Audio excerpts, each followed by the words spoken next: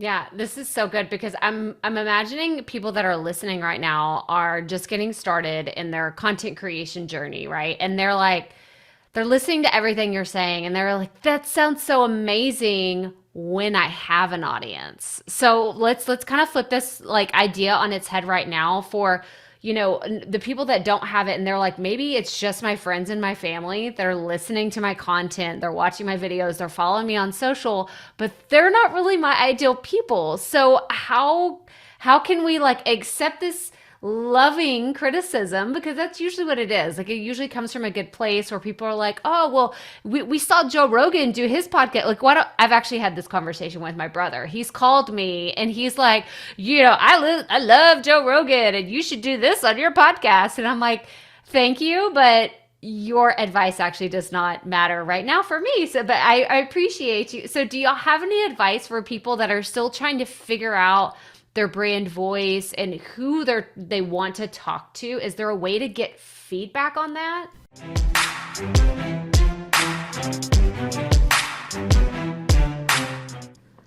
Yeah, I would say the most important thing is to remember who your ideal listener is in the first place. Really go back and create an avatar of who that listener is and figure out what they look, what their concerns are, what their day-to-day pains are, like all these sorts of things. Like what is their daily life like? And once you figure that out, then you can really start talking to this ideal customer and this ideal listener. And as you talk to this ideal listener, you'll find that it starts attracting more people. Because if you're talking to the pain points of that ideal listener and really keeping your messaging customers focused, customer centered, then you're really going to be able to expand out beyond just the friends and family sort of thing. And you've got to remember that if somebody isn't responding to that sort of messaging, then maybe they don't have those same pain points. So it's good to go back and audit your audience every now and then and make sure that you are on the right track with it.